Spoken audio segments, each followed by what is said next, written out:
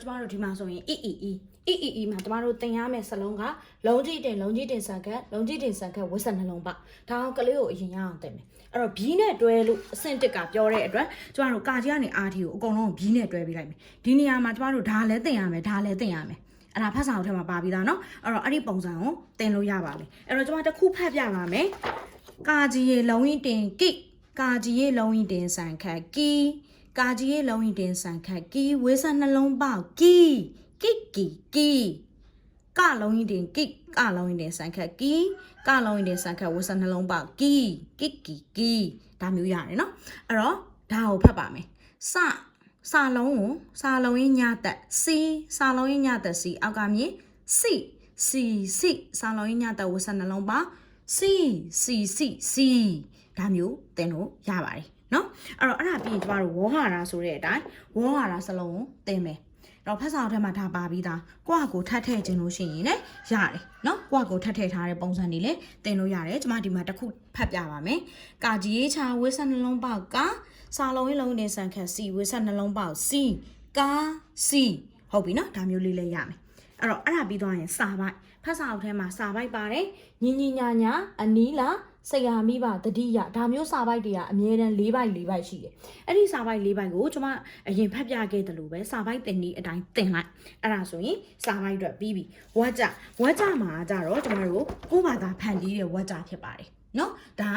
ကျွန်မ extra ထပ်ဆောင်အနေနဲ့ပြောပေးတာပါโอเคဒါလေးကိုကျွန်မတစ်ခုဖတ်ပြပါမယ်တာဝန်မူရေလုံးရင်တင်တိတတိမလုံးရင်တင်စံခံမီဝေးဆက်နှလုံးပေါက်မီမက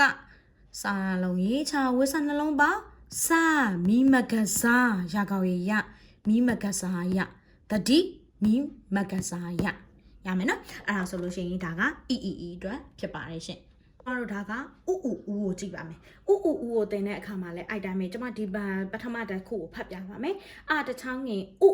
အာရေတစ်ချောင်းငင်ဥအာရေနှစ်ချောင်းငင်ဥ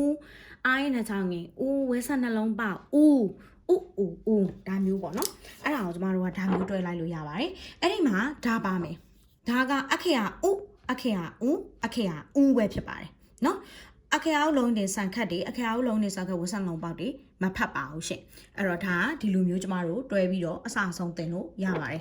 ပြီးတော့ကျမတို့ဝေါဟာရဖတ်စာအုပ်ထဲမှာပါတာလည်းရှိသလိုကိုယ့်ဟာကိုယ်ထပ်ထည့်ပေးခြင်းလို့ရှိရင်လည်းရပါတယ်နော်အဲ့တော့ငါတချောင်းငင်ငုဝရေချာဝါငုဝါဒါကိုကျွန်မပြောပြထားတဲ့ဝါရတင်ဒီလေးအတိုင်းသင်ရပါတယ်ပြီးရင်စာပိုက်ကသူပညာထူးဤတို့ဦးလာဤတို့เนาะအဲ့ဒါလေးတွေကကျမတို့ဒီစာပိုက်တင်ဒီအတိုင်းလေးသင်ရတယ်ဝါကြကိုဖတ်တဲ့အခါမှာကျမတို့တွေကဒါမျိုးလေးရှိမယ်